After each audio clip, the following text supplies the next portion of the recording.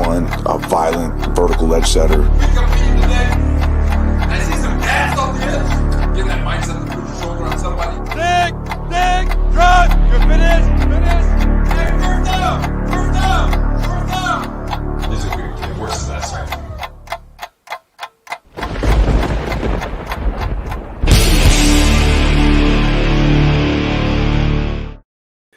Well, hello, everybody. I am so psyched for today. I can't even take it. I'm going to jump right into it. As you know, I am GreenBean. Welcome to New York Jets Worldwide.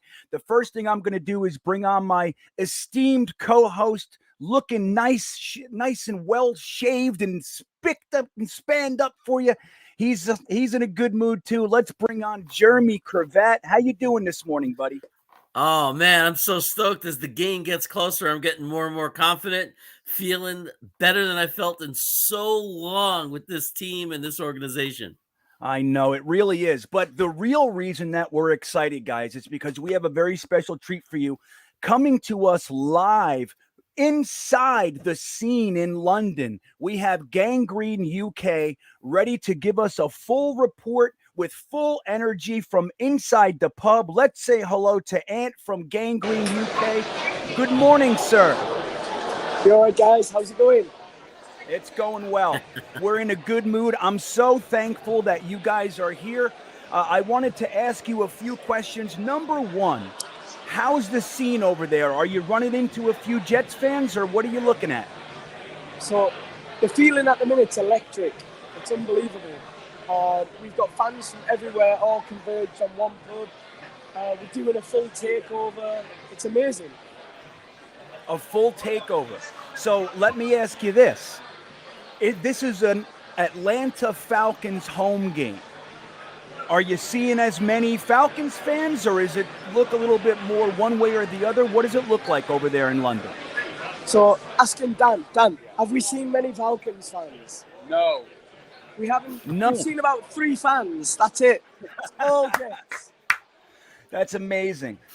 So are you getting to the point that this may look like a New York Jets home game? Is that what we're talking about here? We're certainly feeling that there is a lot more loud Jets. We're definitely the louder fan base. There's a lot of neutrals here. I mean, looking around now, I can see Dolphins, I can see Chargers, Patriots, and I think everybody's got the feeling that we are going that way. Yeah. So now, where are you right now? Oh. Where are you Sorry. right now? That's okay. Right now, we're in the Jets pub, the Barrow Boy and Banker in London Bridge. London Bridge, the Barrow Boy and Banker. If anybody's out there in London and you want to hang out with some Jets fans, that's where to go. But the cool thing, tell us what happened yesterday. As we talked about earlier this week, you guys are the official partners for NickMangold and to bring his barbecue sauce to the UK. And yesterday you had an event with NickMangold and Chris Johnson and everybody. How did that go? Tell me about that a little bit. So, talking about yesterday, we attended Jets Pub where we are now, and NickMangold came along, did a Q&A with everybody, which was really cool. We had Around the NFL podcast here, and then later on in the day, Chris Johnson turned up. He got himself a beer. And then he headed into the crowd and had a drink with the Jets fans, which was amazing. It was a really good day. And then, like you said this morning, we launched 74 Barbecue in the UK. And Nick met about 80, 90 Jets fans. We had shots with Nick. We've done autographs. We did the chant. We've done videos. Nick paid. And Nick paid for the shots as well. Ooh, there you go. So let me ask you guys this. What shots did you get to share with NickMangold? What was his drink? What shot was it? I mean, Tequila. It was a nice tequila. It was good. Ooh. Tequila. he bought about 60 of them, so we drank them. Yeah. So right. If NickMangold puts 60 shots on the bar, you're gonna drink them, aren't you? Oh yeah, absolutely. The video of the shot is coming online shortly. It's on mine. it's some drink. How many pints in are you right now? Say that again, Jeremy. Sorry. How many pints in are you right now? How many pints have you had? I think I'm about 8 or 9, maybe a bit more. Just getting started. Well, yeah, we have to remember it's not the morning over there. It's about 4 p.m. or so over there. So that's, we don't have to worry about these guys, dude. They know what they're doing. So let me ask. What's that? We're on par with where we normally are. We're not doing more than normal. Yeah, there you go. So let me ask Dan. Are you a member of Gang Green UK, and how long have you been a Jets fan? Was that for Dan, yeah? Yeah. Sorry. How is he a member of? How long have you been a Jets fan, and how did you get into it? Oh yeah. So I've been a Jets fan since 2004. So now we're coming to 17 years. I got into them through being a King of Queens, watching everybody loves Raymond. So Kevin James, Ray Romano. I was a big Adam Sandler fan as a kid. You'll hear the Jets fan going on in the background right now. It's been a big thing. But yeah, Adam Sandler as well, Big Daddy, the goddamn Jets, it's all that kind of stuff. And I've really got into playing NFL FIFA 2004. And since then, I've just been a Jets fan ever since. It's amazing. We talked to some Jets fans from Germany as well, and the word is, here, I'll wait. So it's really interesting, Dan. We've heard this story before from Jets fans in Europe that Kevin James is a big reason why a lot of people ended up being Jets fans. See if Can you can hear me? that on your end. 1 second. Are we good? That's okay, guys. No, something's gone wrong with the audio. It sounds like it's Mickey Mouse. Sorry, Bean, where we at? The speakers have gone a bit for me. That's okay. Can you hear me now, Ant? Yeah, it's a little bit watery. Okay. Well, what I was saying was it's really an interesting thing that we've learned doing this show, that a lot of European Jets fans are fans because of Kevin James and the King of Queens. So it's interesting to hear Dan say that. Yeah. So what he's saying is it's really interesting to hear him saying about how many fans there is. If you put both in, you can hear him. So Yeah. So this is Otis. What's up, buddy? How you doing, Otis? I'm very well, thank you. How are you? I'm great. So how's the scene over there? How's it looking? Do we have enough people to make this a home game or what?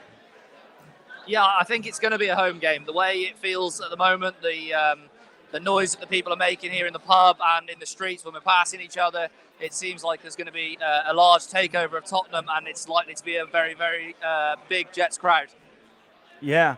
Now, did you expect this, or did you think there would be more Atlanta Falcons fans? Dan was telling us that there's almost none. He saw 3 Falcon fans so far.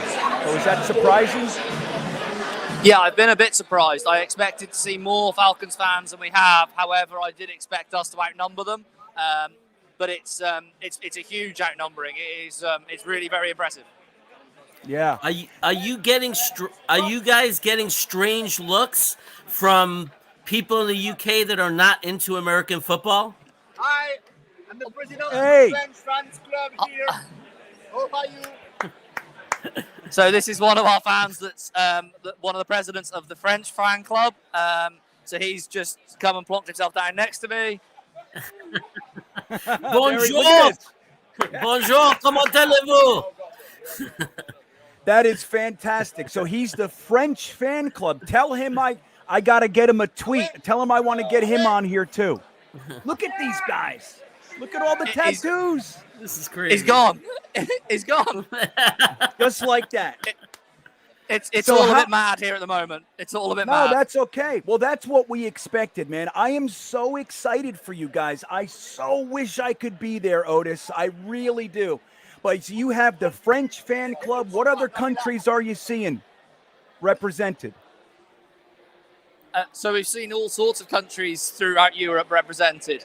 I think that was what you asked. Sorry, the volume is really quite difficult. Yeah, all sorts of countries throughout Europe. We've seen Germany, France, Switzerland, Holland, Ecuador. There's been a huge variety of countries represented here. Yeah, that's just the coolest thing. See, for us, we don't realize how dedicated that you guys can be. The tattoos. I can't believe I'm seeing New York Jets tattoos on guys from around the world. Do you have any tattoos, Otis? I don't, but I don't have any tattoos. But I have a man cave full of memorabilia. There you go. That'll work. That'll work. So let me ask you this. We asked Ant what it was like meeting NickMangold and doing all that. What was your favorite part so far of all the events you've been putting together? The event with NickMangold is probably my favorite part so far, just because of how fan-centric Nick was. Nothing was too much. He went above and beyond what we expected as a group, and has been absolutely fantastic with us. So yeah, I think that the situation with NickMangold, seeing how much he appreciated the fans, was huge. What I'm going to do is I'm going to shift out of screen a second, GreenBean, and give a couple of our other admins a chance to come in and talk to you. Is that okay? Fantastic.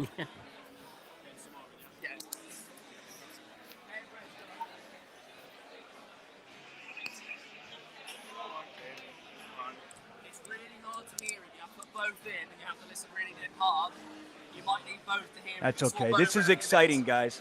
And I appreciate everybody being here in the chat. So how you doing? Who do we have here? I can't hear a thing. I I can't hear you. Tell us who you are. How you doing? Who do we have here today? What's your name? 1 second, I can't hear you. We'll get it, guys. Can you hear me now? I can't hear it. Can you? You want to try it? So, guys in the chat, obviously, this is a great time. We're talking with Gangrene UK, live from the pub. They have the French Jets fan club, Ecuador, Switzerland, Holland. So we'll Can you hear us now? Can you hear me now? It's not working. Can you have a listen? Can you hear us now? I can hear you guys. Yeah, Can you hear it's me? It's not the best line. That's okay. That's okay. Listen, we appreciate you guys being here. We're willing to deal with whatever technical issues we have. We know what it's like trying to do this from a pub. We get it. So who do we have next to you, Anthony? So this is Fraser. My name's Fraser. I'm one of the admins for Gangrene. One of the other admins. I couldn't make it the other night when we were on the Zoom call. I was a bit busy. I was working, so sorry about that. But that's okay. I'm probably the only admin you've not met until tonight. Well, I'm happy to meet you now. So let me ask you, Fraser, how long you been a Jets fan? How did that happen? I only got into the NFL about 13 years ago. It was actually my brother-in-law. He's a big 49ers fan, and we were actually on a night out, and they made it to the playoffs. So after a night out, I started watching the game, obviously drunk, and I just fell in love with it that night. As for becoming a Jets fan, being Scottish, as you could probably tell with my accent, I'm a big, I don't know if you ever heard of them, Celtic Football Club supporter.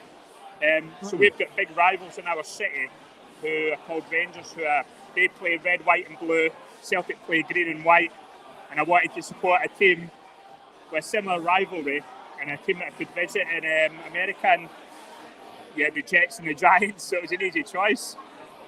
Nice, I love that. Go ahead, Jeremy. That's amazing. So it was the colors, and actually the Giants helped you along because they had the matching colors for the same city. That's why you picked the Jets over the Eagles. Yeah, basically, yeah.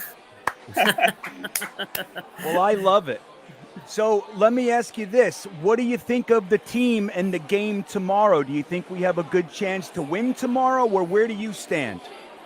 Yeah, definitely. If we play the way we played last weekend, 100%, I think we're going to easily beat them. I'm still a bit worried that we'll play like the first few weeks. But hopefully now that Zach's kind of found his feet a little bit, that offense should be able to do enough. I've got no worries on the defense. I think they'll step up. They have stepped up every game. So I'm confident they'll be able to hold them to low points. And especially with the Falcons missing Ridley and Cage, I think, I don't think they'll offer much on offense. So, yeah, as long as we step up in offense, I think we'll easily beat them, to be honest. But I hope so. Yeah. It was actually my birthday yesterday, so I'm hoping it's a good birthday weekend. Yeah, because look, if there's one thing we know, it's that we can be disappointed. So hopefully tomorrow we do exactly what you're saying. Go in there and play football and beat this team. What do you think of John Franklin Myers getting signed to an extension yesterday? Sorry, say that again. I couldn't hear you. What did you think of the Jets extending John Franklin Myers, our defensive end? Yeah, I loved it. When you look at the deal we got for him, I think it averaged about $13.5 million a year, roughly. Which, when you look at Dante Fowler, was getting $15 a year as what he was supposed to be the best free agent available at the time. I think we've got an absolute steal. He's improving every year. And obviously with Salah coming in, and you know how good he is at coaching defence. I just think he's got better and better. I think it's a great deal for the Jets, to be honest. I think it was only about $30 million guaranteed as well. So I think it's a great deal. It's good to see someone coming off all the fast contracts as such and wanting to stay with the Jets. I mean, especially after the first few weeks when we all thought, oh, here we go again. It's going to be the same as every other year. But for someone like him to step up and commit to stay, I think it's a great sign going forward, to be honest. What did you think of Zach Wilson's performance last week? First half it was a bit slow to get off, but I thought the second half he was unbelievable. I thought he had more confidence in himself. Felt like LaFleur gave him just a bit of room to just do what he wants, just open it up, throw his bombs, and play the way he likes to play. And as soon as he done that, I just felt he was more comfortable. And I'm hoping to see more of that, to be honest. Hell yeah. See, that's the thing. Like you said, it seems like our offense finally got their feet set on the ground a little bit. So if they could just continue, we might have something here. Are you a fan of Joe Douglas and what he's done so far as our general manager? Yeah, I love Joe Douglas. My wife is actually an Eagles fan, so I knew of Joe Douglas before we got him, and heard a lot of good things through her from what she heard about him when he was at the Eagles. I'm a massive fan of Joe Douglas. I think he gets a lot of unfair criticism at times for his first draft as such. But it was hard coming into that draft. You know, he didn't get much time. He was taking on a team that was full of players that wasn't his picks. So there's going to be a lot of players from that draft who haven't stepped up or haven't made it. But he definitely deserves more time. I think, like, you look at his trade and his deals, he's not trading for big name players on big contracts. He's going young, he's going cheap. Same in free agency, he's not going for the big, expensive O-linemen like Joe Thuney, people like that. He's going cheaper and building it the right way. I mean, we might not get to the playoffs in the next 2 or so years. You never know, but he's building a team that's going to be a force. Yeah, I totally agree. So, Jeremy, you got one? Yeah, I was wondering if you got to meet Chris Johnson yesterday as well. Yeah, I actually didn't get down here until this morning, so I didn't have the luxury of meeting him, sadly.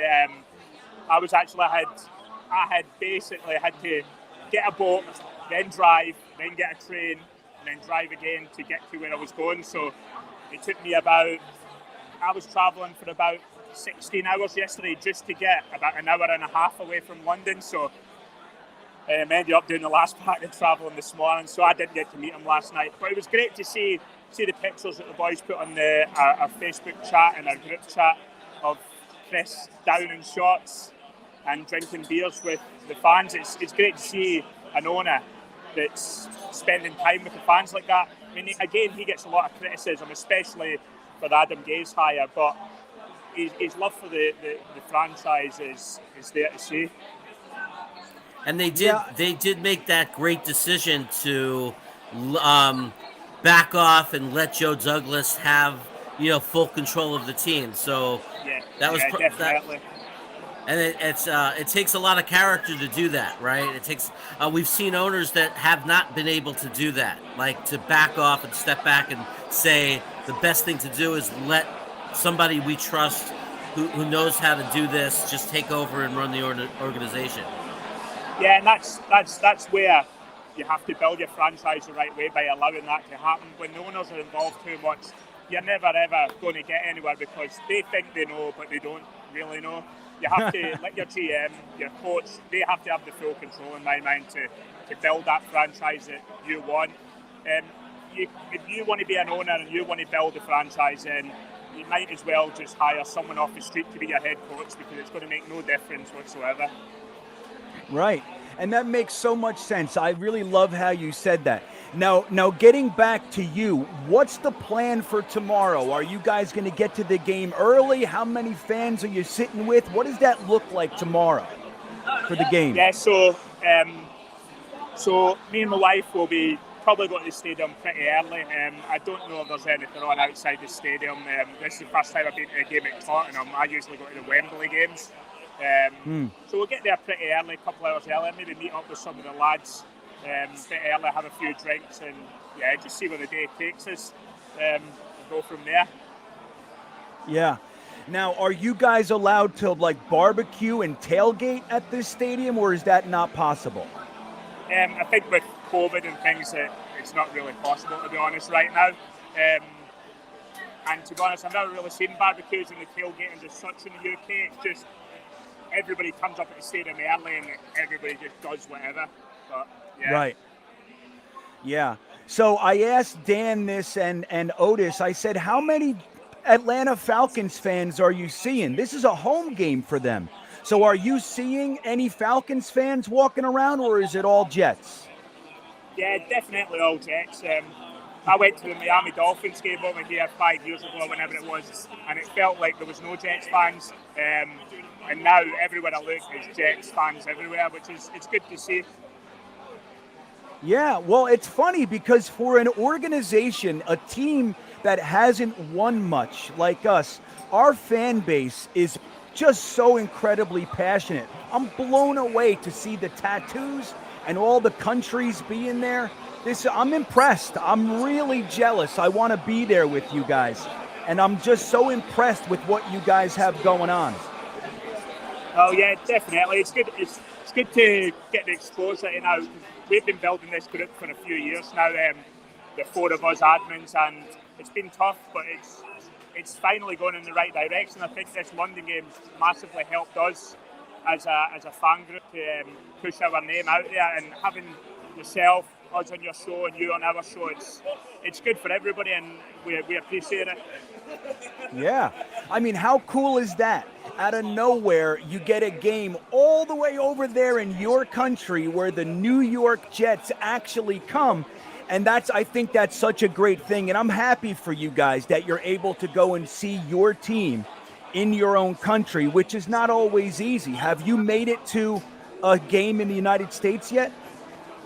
Yeah, I usually go to America every year to watch a game. Obviously with COVID, I've not been in a few years, but the last games I was at was just before COVID. I came over and it was Adam Gase era, and I watched in Jacksonville. I think it was week 4. I watched the game in Jacksonville, and then I drove down to Miami for the following week to watch a game there, and it was just an absolute disaster, both games. Just a waste of money, to be honest, but yeah. Sorry, it's been a pleasure speaking to you, but I know there's lots of other people who want to chat to you, so I'll pass it on to them. Okay, thank you, Frazier. We appreciate it. Thanks. You're awesome. So there he goes, Frazier, one of the admins to Gangrene UK. I see you guys in the chat. I really do appreciate you being here, but as you can see, I'm just trying to make sure we get our communication done with Gangrene UK. We're meeting different members of the group right now. I think that's Kane. Kane! That sounds so strange. Kane, what's up, buddy? The Undertaker's brother. Hello here. How are you guys? What's up, Kane? How you doing, bud? Good, yeah. So you were able to get there today. You shared with us that you weren't able to make it to today. So you're there. Are you happy that you made it? Yeah, having a lot of fun. A lot of Jets fans. Everyone's crazy. Yeah. Are you surprised at how many Jets fans you're seeing there? Yeah, I thought it'd be a lot less and more Falcons fans, but I've only seen 2 Falcon fans since I've been here. That makes me so happy. Hey, Kane, I have a question. You guys are so knowledgeable about the Jets and everything that's happening.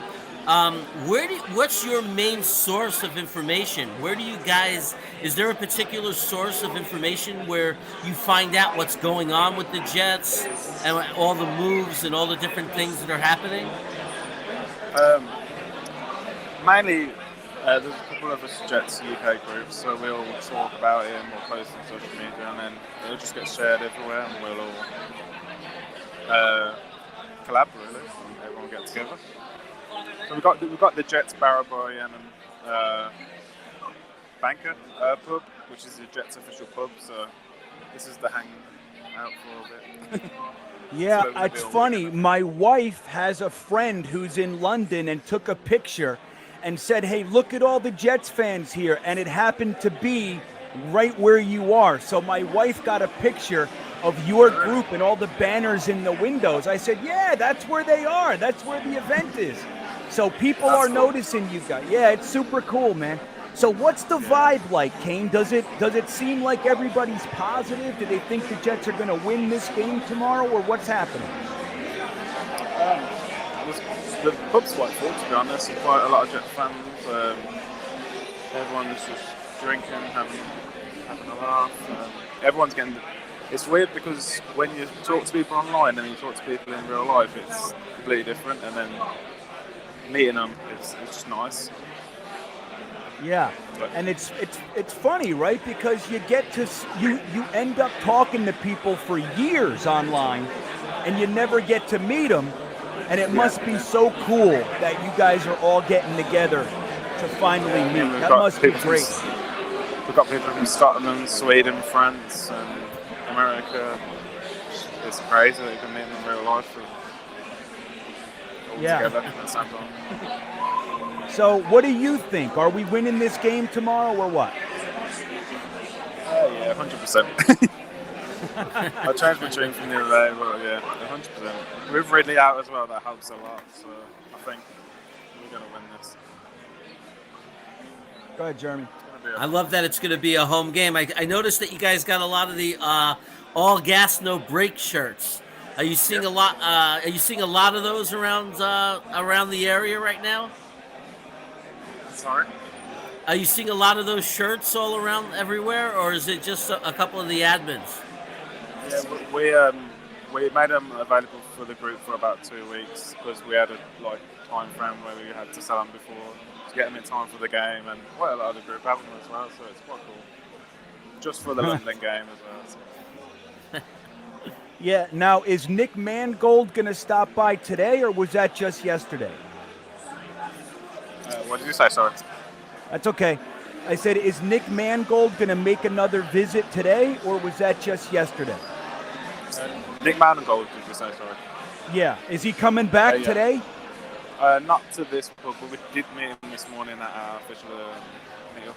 signed some bags for us, with some swords. We bought some swords. He made a drink at the bar, and it was really fun. Yeah. Ant was telling us that he put up 60 shots yesterday. 60 shots, NickMangold meant. I wish I was there. I don't even drink, and I still wish I was there for that one. That sounds like such a good time, man. So you were able to. Now, did you meet him today? Did you get the chance to finally meet him? Yeah, we met him today. Yeah, it was really nice. He was so down to earth and chilled out, and we just had a good time together. Yeah, that's so cool, man. I'm just so happy for you guys. I really am. It's an honor to be talking to you guys. I want you to know that. A lot of the Jets fans in the United States, we didn't realize that we had such passionate fans out there in the UK and throughout Europe. So it's amazing to see you guys. We're very proud to have you as part of our family, Kane. I think we're going to make it a home game as well, so hopefully. That'd be great. You got to tell us. Yep, we will. I'm going to pass James on to you now. Okay. Another admin from our group, and then we're going to... Thanks, Right, thanks for having me. Thanks, nice Kane. to see you again. You as well. So that's Kane. He's actually one of the original members of Green UK. We had a chance to speak with him last week. How we doing, boys? Hey, Good. James. How are you? I hope you're right. Go ahead, Jeremy. How you feeling today? Not too bad, man. Not too bad. Couple of beers down, so feeling pretty good, man. So let me ask you, James, how did you originally become a Jets fan? What happened to make you bleed green and white? Personally, mate, it was a lot of people in my school started getting into the NFL, and everyone was supporting the Patriots, and I'm a bit of a contrarian, and I also support a terrible soccer team. So I couldn't pick the Man United. I can pick relate. The Man United in the NFL, so I went with the Jets, mate. So, hey, that's how a lot of us did it, man. We love to be able to complain. We love to have something to argue about, and the Jets do that for us, don't they? Yes, mate. That's the way forward, mate. But when we eventually turn this around, which we are, and we win, how much better is it going to feel for us? Because we're not glory hunters. What was that? Sorry, mate. It's a bit loud. I said because we're sticking with them now through all this losing, when they eventually turn it around and win, how great is it going to feel? Amazing, mate. It's 10 out of 10 feeling, to be honest. Don't get it very often, but weeks like last week are what you live for, isn't it, against the Titans? Like, just that coming out party and just a sign of hope, like, Star Wars, A New Hope, but it's Zach Wilson kind of thing. Yeah, so speaking of that, like you said, we did have our first victory last week.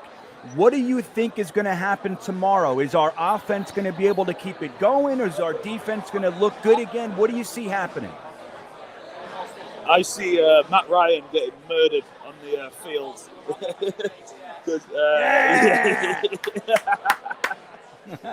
No, personally, he can't move. His arm's dead. So if we can get to him, the game's over with. We just need the offense to score like 10 points. You know what I mean? So, and with Ridley not coming over as well, I think we've got a good chance tomorrow, man. I really think we do have a good chance, and it's definitely a winnable game tomorrow. Yeah, I agree. I do. I feel pretty good. I feel pretty good about our team. What do you think of Zach Wilson? I'm a big Zach Wilson fan, to be honest. It's been some growing pains the first couple of weeks, but last week kind of shows you what we were all holding out for. That huge arm. That he just needs to learn the NFL, so to speak, man. Right? Look, like he was throwing it to the other team a lot, but if he can keep the interceptions down and make the right decisions, he can be one of the best quarterbacks in this league, and I truly believe that. Right. It's exciting. As the team learns the scheme and we're able to develop a more consistent running game, and give Zach more pass protection. Did you get an idea in the second half of that game how dangerous he could be and how high his ceiling can be? Sorry, mate. What was the question, brother? Oh, I was like, did you get a better idea of how good Zach Wilson can be when he gets some pass protection? Yeah, exactly, mate. And I think last weekend was the perfect example. Only allowing the one sack, right? Just let the kid work, let him get outside the pocket. Right, it's just magic on the field. And if that line can stand up, like 3 of them are very solid. But if that line can stand up this year, I think you're going to be in any game with Zach. You know what I mean? Any game. Yeah. So let me ask you this. I've asked a few of your buddies, have you run into many Falcons fans while you're there, or do you see this more as a Jets home game? No, this is a Jets home game. Like, we're in this pub now, and there isn't a single Falcons fan, mate. There's not a single Falcons fan. I've not seen a Falcons fan all weekend. It's been Jets all day. And I promise you, on third down for Atlanta tomorrow, it will be shaking with Jets support. I promise you. Oh, that's so exciting, man. I can't believe it. Did that surprise you at all? Yeah, I suppose, because, I mean, I'm the only, and there's a lot of NFL fans in my town, but not many, and no one's really supporting the Jets, but through social media and the internet, there's loads of us, man, and they keep on coming out the woodwork, to be fair, this weekend, like, more and more new faces every day. We've been here since Thursday, and there's still more fans coming, and they're English, which is crazy, to be fair, so, yeah, the support's huge. Amazing. Go ahead, Jeremy. So with all of the injuries on defense and all of the rookie players and how well we're playing on defense, how excited are you about the next couple of years and the future of the Jets defense? Very excited, to be honest, mate, because even without Carl Lawson last week, the pressure we were getting on the interior, on the edge, was amazing. So, and the cornerbacks have been playing crazy as well. And for a load of rookie cornerbacks, they've been playing out of their mind. And obviously Marcus May going down, but I think it's nothing but up for this defense. And, you know, depending on where we land in the draft next year, could get an edge, but if the rush is playing like it is currently, do you need an edge? Why don't we get the big center from Iowa, and then we've got a free rookie offensive lineman, and we're just going to pound teams to death, right? You know, I'm loving it, and this team. I said it last week on our show. It felt like the turnaround last week. It really did. Like from about halfway through the second quarter when we got that touchdown, it really. I don't know. It just felt like a turning point, man. I think everything was clicking. It was great. It was great. Yeah, you know what? I actually agree with you. I could feel it. I could see Zach Wilson gaining confidence. I could see the team starting to believe in themselves. And it wasn't an easy game. You know, we're a young team. So to see that, if we're able to beat the Falcons tomorrow, I think we've turned a corner and we're going to see an entirely different season this point on moving forward with all of our young guys. What do you think of the extension of John Franklin Myers? You think that was a good move? No, that was huge, and got him for a really good price as well, I thought. Didn't overpay the man, paid him exactly what he was worth. And yeah, that's just a man who's, you stick him on the edge for the next 6-7 years and you're going to get production every week. Right? I'm very happy with that. And Lawson coming back next year, John Franklin Myers, you know, hopefully re-sign Rankins maybe on the middle. Like, that's one of the best, like, that's a really good D-line. Not many lines like that in the NFL. Like, I think we can really stand up with a lot of teams, man. Yeah, it's incredible. Who do you think we should extend now? Like, if the next player that you'd like to see us extend the contract of, which player would it be? Oh, gonna go with Big Q, Quinnen. I love Quinnen, to be fair. He's a dog. He's been on some bad teams, especially the last few years, and he fights every game. He fights every down. and that's the player I want on my team. He doesn't give up whenever he's down. And yeah, I'd sign Quinn into whatever he wants, to be honest, man. I want that man on my team for the rest of his career, to be honest.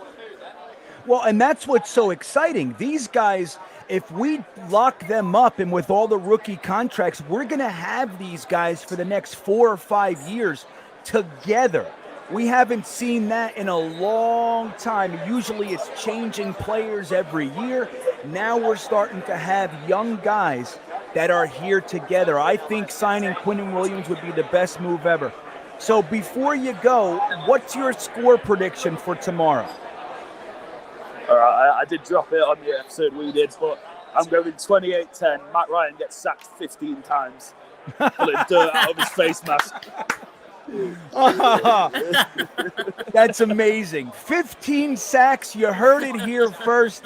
That's what's going to happen.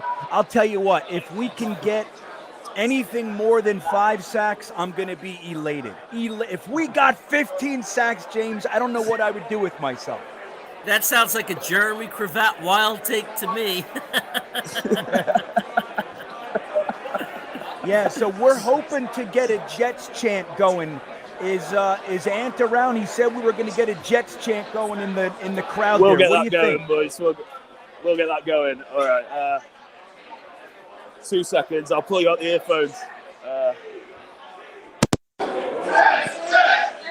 You got a little one there, but we'll get a big one going. Get the Jets chant going for it.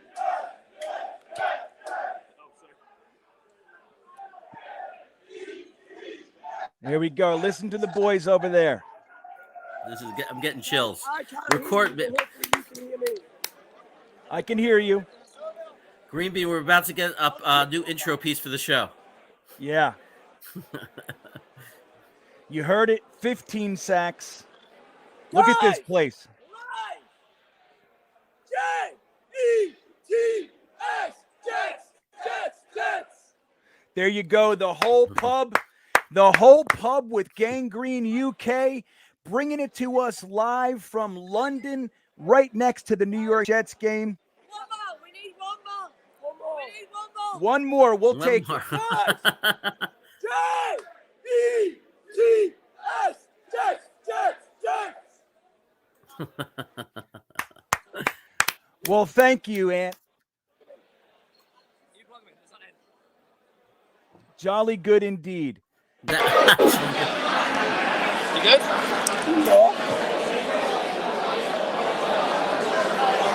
Right, all sorted. I can't see myself. Hello. Lights up there. Hello. Sorry. Right, guys. I think I'm back, but I'm not sure. We can hear you. Back. You're back. Yes. But listen, Ant, we're going to let you go. Keep having a good time. Keep bringing all the energy and everything. We're honored to have had you on. I thank you and your group for the time, and we'll be looking for you and a big win tomorrow at the game. Well, thanks for coming on, letting us come on. We are going to have I'm struggling with signal, and everybody's getting a bit leery now. So yeah, I will be in touch. We'll get you some videos, we'll get some photos, and we'll tag you on Twitter. Yeah, we'll keep it going. Hopefully we'll get that W, or at least we won't get the loss. We're not going to. There you go. There you go. All right. Well, Ann, thank you so much. Everybody in the chat appreciates it.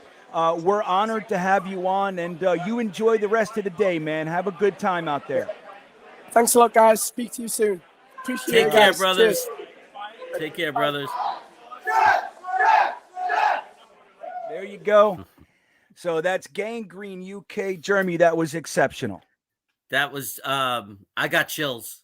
I hope everybody out there right now listening, and just to see people so far away in such a different life and different world than we are, but yet able to have this connection to us with the Jets. It's just incredible.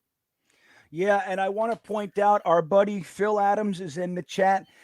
Forgive me, guys, that we didn't take a minute and say hello to everybody in the way that we usually do. Again, we were consumed, obviously, with trying to make sure that they could hear us and we could hear them. But I'm really grateful you guys are here. But I want to remind everybody that Phil Adams is going to be directly behind, first row behind the Atlanta Falcons bench, hanging that Jets jack that I put all over social media.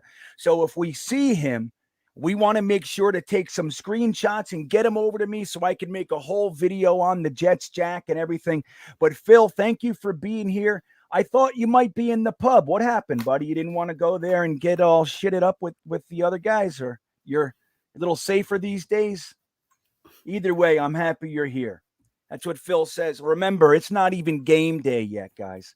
So the fact that they're so energetic, Jeremy, honestly, I mean, look, fans of sports are going to be energetic, but the fact that they were saying almost no Falcon fans, Jets fans are everywhere from all over the world, France, Switzerland, Holland, Ecuador, United States, obviously UK, Ireland, and Scotland. It's just incredible. It's blowing me away. The tattoos, I just can't believe it. I'm actually surprised pleasantly. Yeah, the fact that it's tattoos, that it goes to that level, is just, that was mind-boggling. That was blowing my mind. I love Phil Adams. He about 45 minutes before we went on, and he does this every week. He always checks in with me. You guys are going on, right? You're going to be on with GreenBean, right? Like, he's such a dedicated fan of your channel, of the GreenBean channel, and the content. And my God, it's like, and he's been such an a crucial, critical piece in connecting us to the UK. It's been awesome. Absolutely, man. And Phil, we love having you here. You can see everybody in the chat giving you due props, as we say, as an old man who's trying to be cool attempts to say and sounds old. Due props. What do you think? Due props. Yeah. So look, Phil says, I'm a little too old. Tell them youngins start early. Yeah. They're keeping it going. So I want to remind you guys, though, Gangrene UK is the official UK partner for NickMangold's barbecue sauce. And that's what the event was yesterday. They had a big event with NickMangold, and Chris Johnson showed up and was hanging out with fans. And that was one of the things that, not to say we're surprised by Chris Johnson, because he's been a very personable owner. He's been cool the last 4 years that he was in charge. But to hear that he spent time and kind of mingled with the fans, that's not something that you hear owners doing every day. And I got to say, I was a little bit impressed with that as well. Yeah, I think it makes me feel like he appreciates the fans, not only for just as numbers for sell tickets, but that he wants to win and that he wants to do it for us and with us. And he's going to, it's not just about what it is for a lot of owners about power or this or that, but just a passionate fan as well, because that's what that shows when you go into a bar to be with the fans, is that you want to be and have the feeling of being one of the fans also. Yeah. And that's the contagious aspect of it. I mean, look, dude, think about this. We have not had a winning season. Well, we had 2015, that anomaly with Fitzpatrick and Brandon Marshall and all. But it's been a little over a decade that we've had anything substantial to cheer for. And look at us. Like, we are still this passionate. And that's the incredible thing, man. Not every fan base can say that. Like, when you look at Jacksonville, dude, their stadium is 2/3 empty. Even Miami, man. I lived in Miami for 15 years. I went to just years of Miami games down there. And when Miami was losing, dude, it was 80% Jets fans. It was like the stadium was half empty. Like, they don't have the fan base through the losing to keep it going. And then you look at us and look over in Europe. There was a Jets fan from France with a huge Jets tattoo up his arm. I mean, dude, that's dedication. And I think the Jets fans really are special, man. It's not like that everywhere. Yeah, I mean, if Miami loses their next game, if their horrible start if their season becomes a fiasco, watch how fast their stadium's empty, right? I mean, they started the year, they were all excited, they're going to do this, they're going to do that, and we believed it too. I mean, we thought they'd be very tough, but if it falls apart on them, watch how fast by the time we play in Miami, you're going to see that same thing. If their season's over, their fans are just gone. They're just going to be this stadium of some Jet fans, and a lot of empty seats. It's just, and that's exactly it. I mean, no, they're there, and there's certainly seems to be a lot of Miami Dolphin fans when they're winning, and when they were in their glory days. But then it's just like, where are they now when the team is down? And with the Jets, we've had 10 years of losing, but we're all still here. Yeah. And we're like gaining fans. That's the incredible part about it. It's like the Jets offer so much like hope. I mean, there's obviously just oodles and oodles of disappointment, but they offer hope. And it's a weird dynamic that we have. And, with being able to draft Zach Wilson, the Jamal Adams trade with 2 first-round picks and a third, and having 2 firsts last year and 2 firsts next year. It's like there's a lot here to go. Wait a second. This team might be something. So for fans that are not quite engaged with the NFL yet, the Jets thing does make sense. Like, I could see it, why you would think that this team might be turning a corner soon. Now, we've thought that before, and we don't have to do all that, but I do understand it on at least some degree why we might be attractive. So, guys, we just had Gangrene UK on live from the New York Jets headquarters, the Barrow Brothers pub. Is that what he said? I forget. I can't seem to. That's what it sounded like to me. Yeah.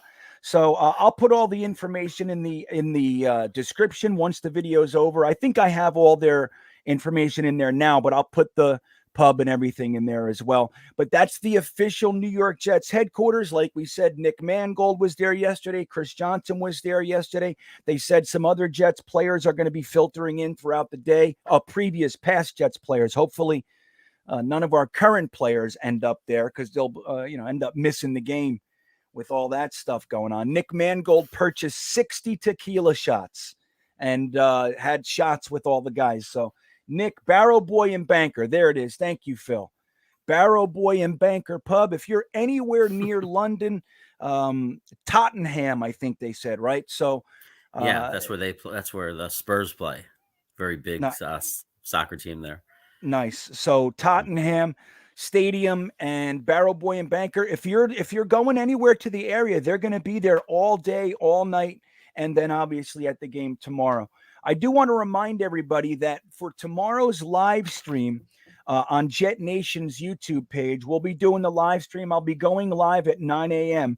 and I'm going to have as a special guest before the game, Glenn Naughton, the host of Jetnation Radio, who was also at the game as well. He lives in England, so he's going to the game. He's going to give us a scene from the stadium tomorrow, live from the Jetnation watch party that we have on Jetnation's YouTube. So I hope you guys will pop in, man. We're doing a good job of keeping connected to the fans and to the scene over there in London, because this is a big one.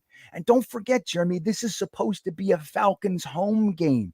So it's looking like we might end up getting a bonus home game this year, which is, I mean, hey, you can't complain about that. You can't complain about that. It's like, and Hader Ali pointed out something. One of the great quotes from that bar just now, from that pub, was "A New Hope." How sweet was that? That was such a great quote. A New Hope.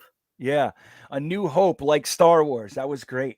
So let's talk, before we wrap it up, let's just talk about a few things that we have. Number one, guys, you know that we extended John Franklin Myers 4 years, $55 million, $30 million guaranteed, 13.5 mil per year average.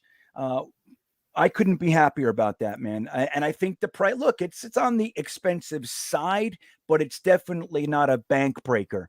I think it's a good time to lock him up.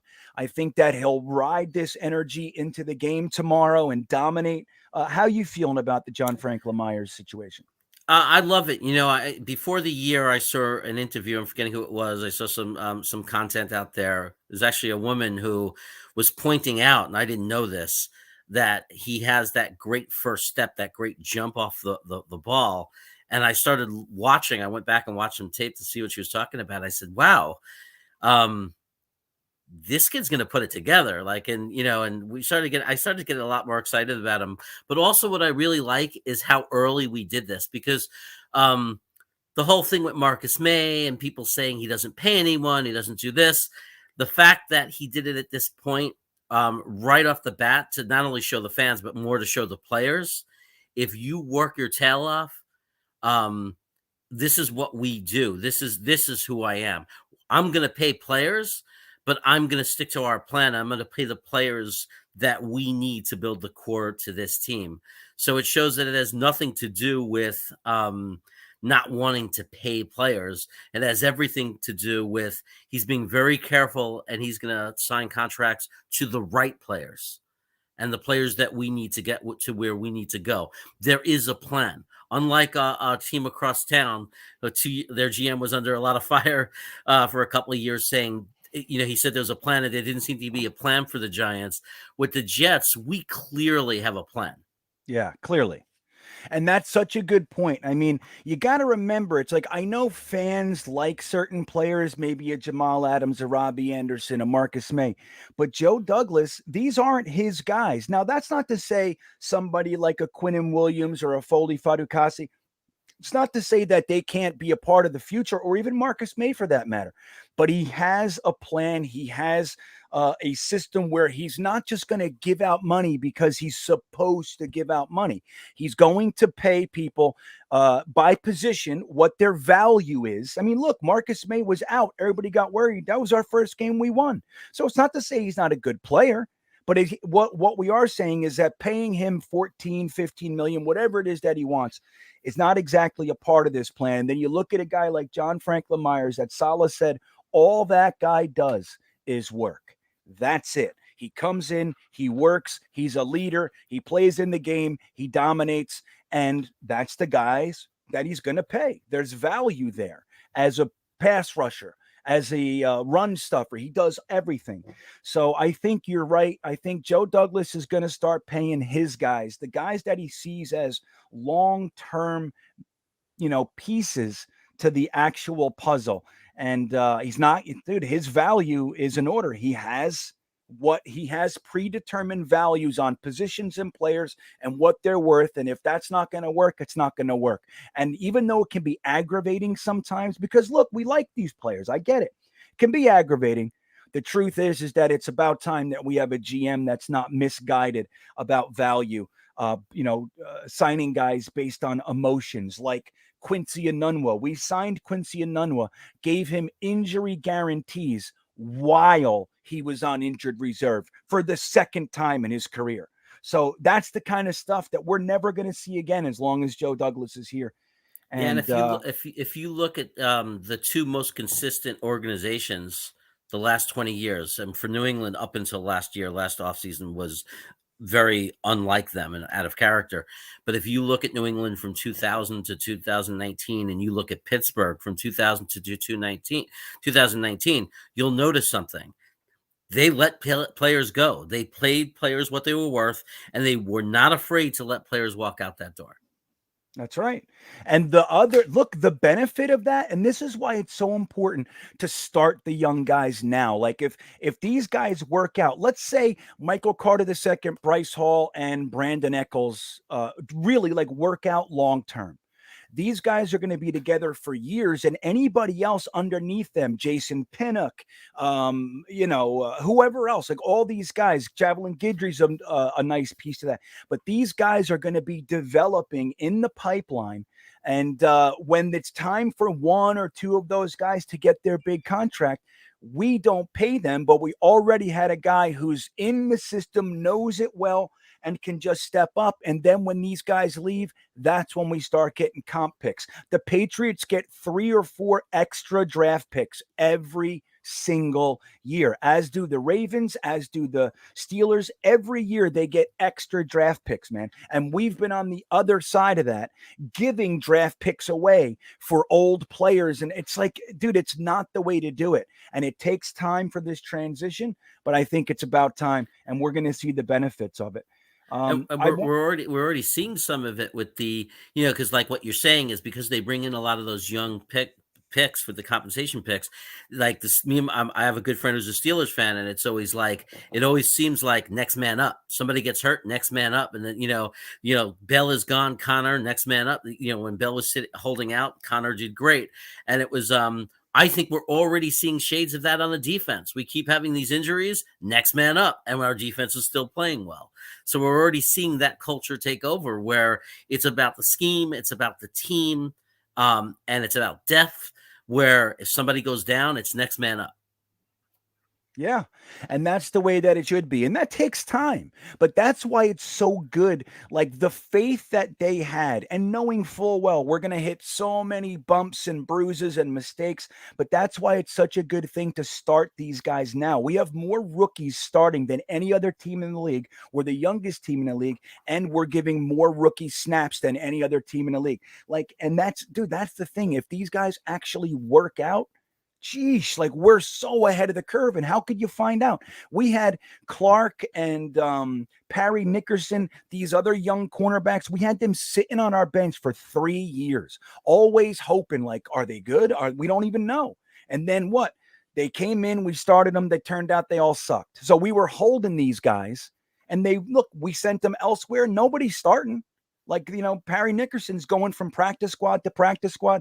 So it's like one of those things. We're learning right now what our players can do. We're developing them right before our eyes. And if they don't work out, great. We know. If they do work out, even better. We have guys, and then we can start drafting their pipeline backups and everything else. So before we go, I also wanted to touch base on the Jamal Adams. This is a double one. So you got Jamal Adams looking really, really, what's the word I'm looking? Shitty. Really, really shitty out there in Seattle. Now, look, nobody's going to take away that Jamal Adams is a good football player. I don't think anybody can say that. He's a good football player. But what we've been saying for a few years now is that he's overrated. He's created this mystique about himself, and he really doesn't impact the game. He very rarely comes up big when you need him, like 4th and 1. I think he has 1 or 2 of those in his whole career. Like, he made the play. It's very rare that he does that. He's never picked off a starting quarterback in the NFL. Never. He's never done that yet from a safety. And he does get sacks, but they're kind of like, think about it, 6.5, 7.5 sacks in 16 games. Like, what is that really? Like, he doesn't cover. He doesn't pick off the passes, and he only gets 6 to 8 sacks a year. That's good. But it's like, what is it really doing for the team? And we saw last week, dude, he got brutalized. They were, quite frankly, picking on him. What did you think of that game? And then we'll get to the Russell Wilson aspect of this. What do you think? Do you think this is an anomaly, or do you think Jamal Adams is kind of being found out? Well, I think he'll have better games than last week. I mean, we saw that I had a crappy game, but I think he'll have better games, and I think that he'll do some of the things that Pete Carroll likes in his defense. But let's make this point. When you look at, so if everybody was paid the same, he's a safety you want on your team. If you're drafting your safeties, and I have no doubt tons of teams would run out and grab him. But it's $17 million plus a year, yeah, right, guaranteed for 3 years or whatever it is. $17 million. When you sign that kind of contract, you want a game-changing guy, right? Yeah. He should be playing like Ed Reed, like Lots, like what's his face? I can never say his name, Panaluma or whatever, from Pittsburgh. But you want a guy that is a game-changing guy that actually changes the outcome of football games. And it's just what you said. Jamal Adams is really good in some aspects of being a safety, obviously, but he's not an all-around guy that's always showing up, that's changing the outcome of games, and you're putting such a high percentage of your salary cap into that position. He is definitely, for the money that he's being paid, he is not worth it. Like, he's just not living up to it. He's actually, to me, he's a handicap for Seattle now, because he's taking up all that money and not giving them the value for that money. Yeah, and that's really the thing. It's like, and the same thing applies with Marcus May. Like Castro is kind of defending Marcus May in the chat. And I want to make very, very clear, like, Marcus May is a very good football player. I mean, anybody saying otherwise is, I don't know, I think a little bit off. Now, is he so impactful that you want to pay him, let's just say $14 million a year? I would argue not.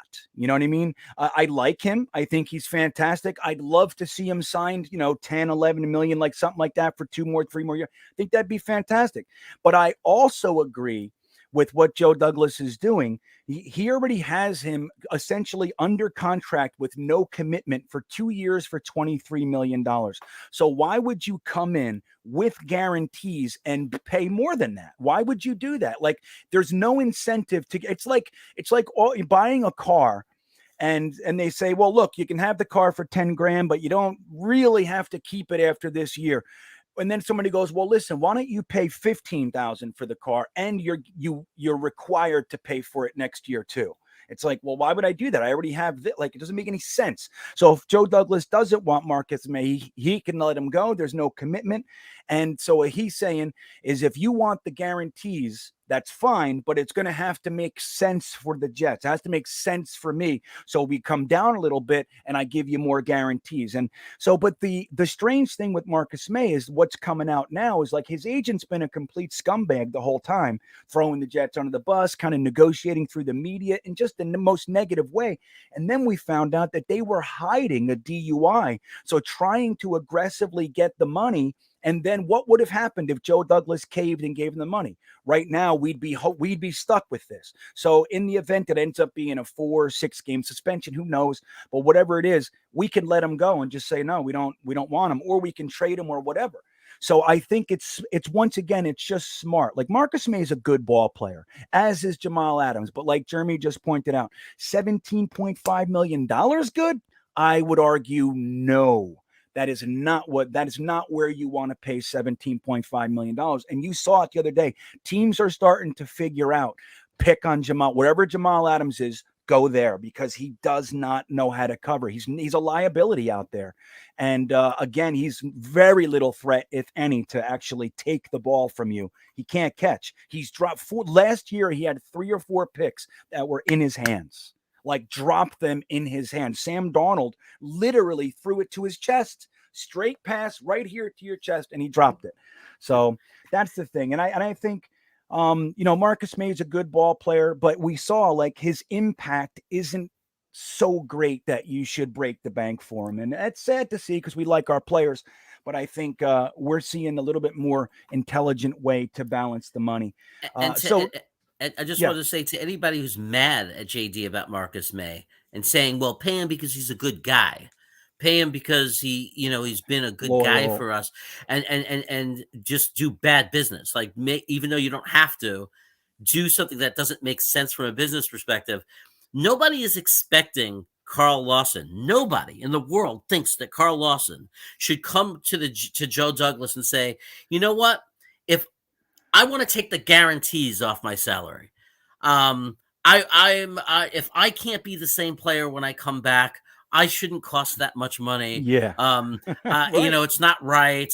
I'm willing to take the risk. I believe in myself that I'll recover. So let's take away the guarantee. No one's expecting him to do that. Carl Lawson, and nobody blames him, is going to do what's best for him. He's not going to come and say, forget about the guarantee on my contract.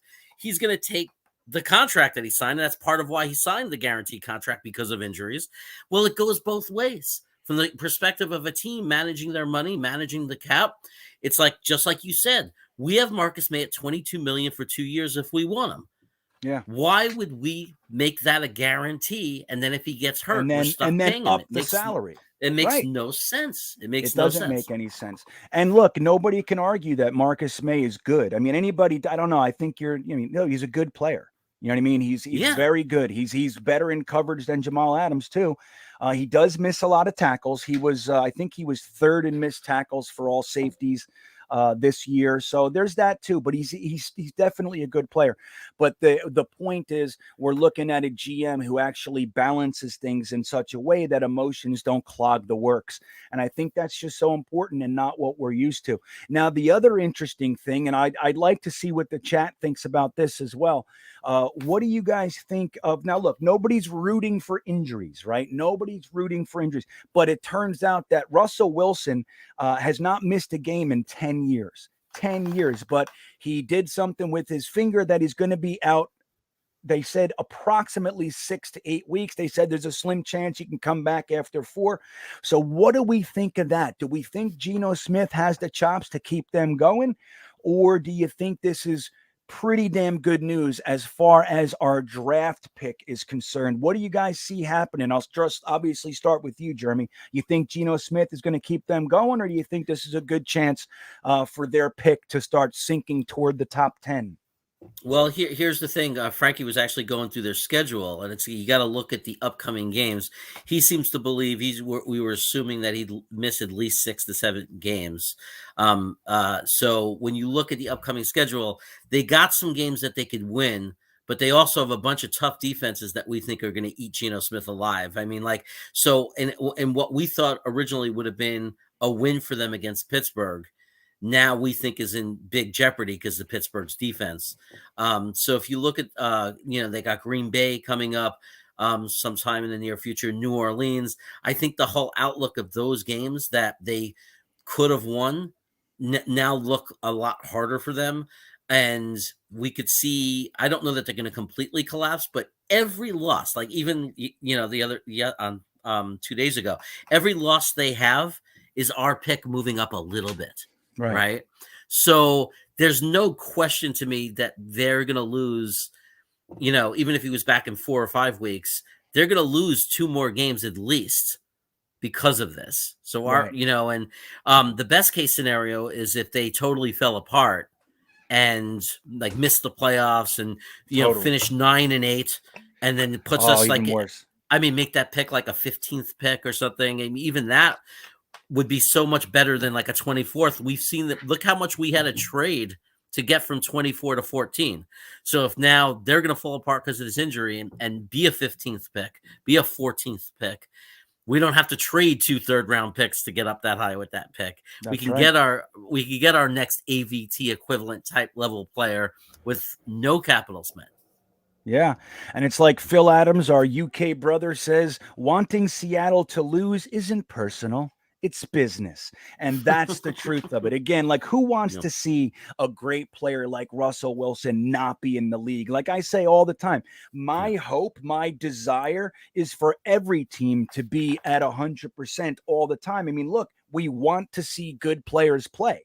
That's what you want to see. But as we know, shit happens. And if we can benefit from it, I'm all in favor. And don't forget last year when Seattle's pick was 23, we were ecstatic because everybody was saying it was going to be 28 or later. So, they were looking like one of the potential Super Bowl candidates. So it was like 30, 31. So when it was 23, we thought that was a coup last year. If they can get it up to like what you're saying, top 15, dude, that would be magical. So I think we traded Jamal Adams for a third. Well, it's funny. It's not actually a third. We flipped the 4th and a 3rd. And then we got the 23rd and 15th pick in the draft. Dude, that's insanity for a safety that's now bogging them down with $38 million guaranteed, 17.5 a year. So anyway, it's really good. I want to say hello to my good friend, Joe Conti, Joe the comic. What's up, buddy? It's nice to see you here. Guys, we just had Gangrene UK live from their pub in London, Barrow Boy and Banker, right next to the game. That is the Jets fan headquarters for the London game.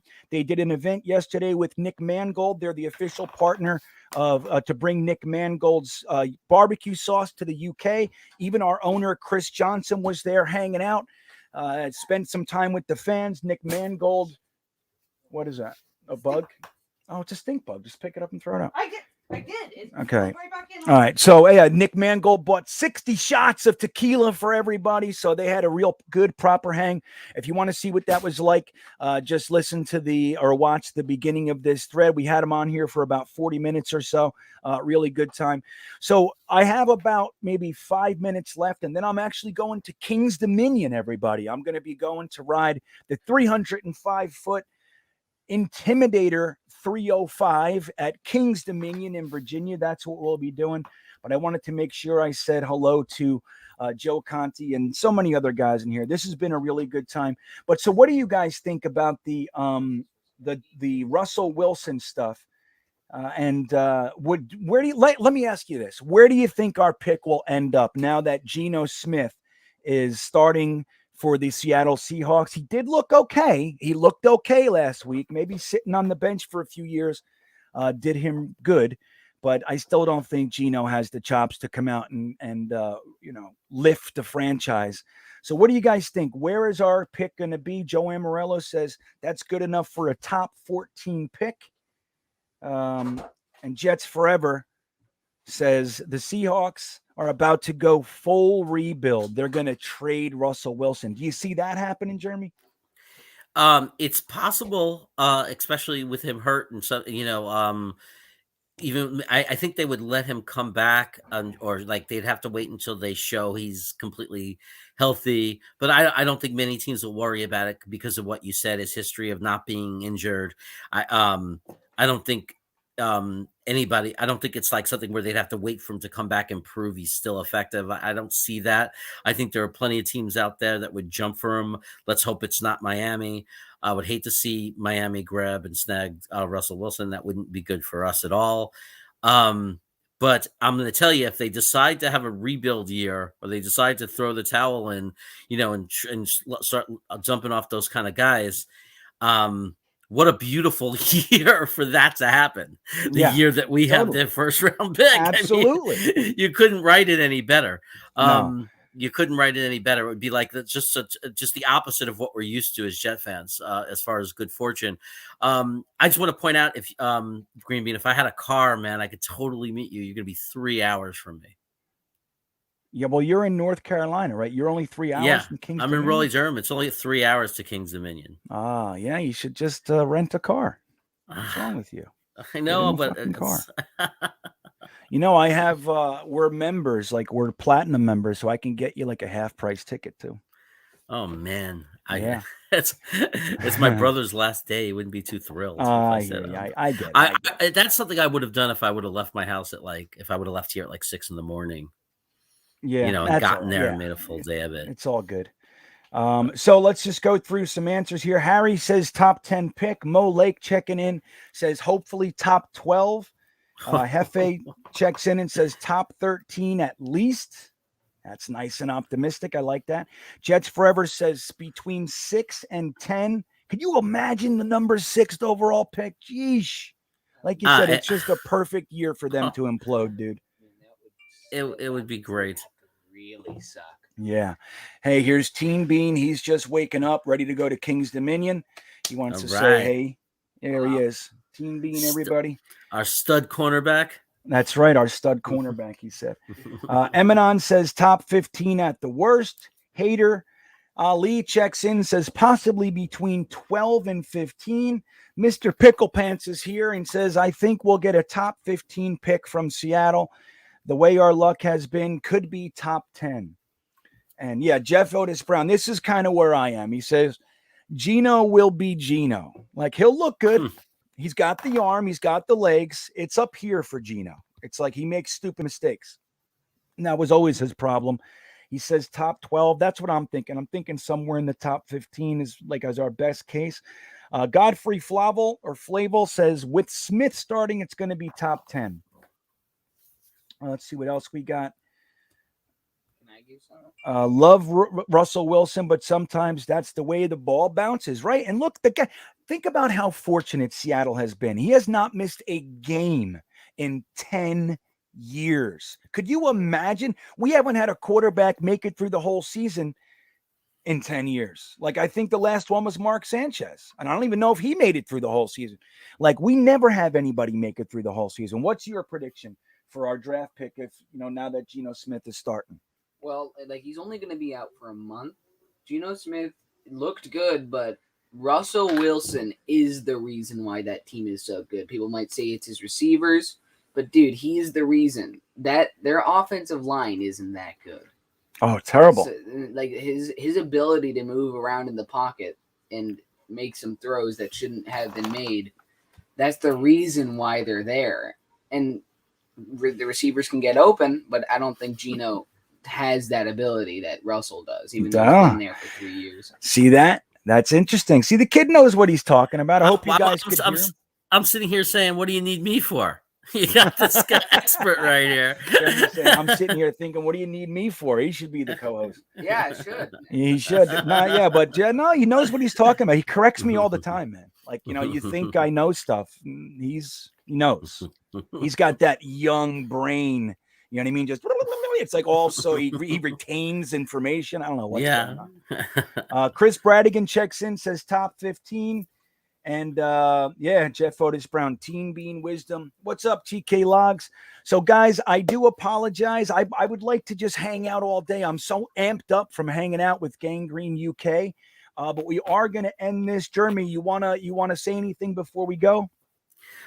Just that was amazing. For anybody who joined late, make sure that you go back and watch the stream from the beginning so you could see our time with UK Gang Green. Me and my brothers released for the first time in a long time a new video where the first time we're all together eating hot sauce, and we're eating all local North Carolina hot sauces. And that video is on that video is available on Cravat Attack right now, so you can see me with my brothers trying different hot sauces. And I will be on again tomorrow with Frankie. So if you haven't, subscribe to the Frankie from Flatbush channel and join us tomorrow at 7 p.m. for a post-game recap. Yeah, and if you haven't, you guys are going to like it over there. Frankie he has a brand new invention. I caught the video this morning. It's called the Predictor Bot. So Frankie created the Predictor Bot, and he's using all kinds of numbers, including DVOA and PFF, and he has the Predictor Bot. You got to check it out and see what he's doing. The channel is great. Jeremy and Frankie's show is a lot of fun as well. So be sure to go over to Frankie from Flatbush and check that out and sub. If you haven't subbed to this channel, please do. It's the easiest thing you can do in the world. I'm going to try to wrap up my first year as a channel with a nice push to get me to 5,000. I just passed 4,000 subscribers, and thank you guys for getting me there. I have a bunch of giveaways that I'll start announcing on Monday. But yeah, man, so December 27th is 1 year ago that I started this channel. So I'm really happy with what's been going on and getting to know all you guys. But don't forget to like the video. If you did miss the beginning, just go back and watch the first half hour or so. It's really cool with these guys. Jets fans from all over the world stopped in and said hello, and I think that you'll enjoy it. So anyway, thanks for being here, Jeremy, as usual. Thank you. Enjoy the last day in North Carolina with your brother, and we will see you guys next time. Thanks for being here, everybody.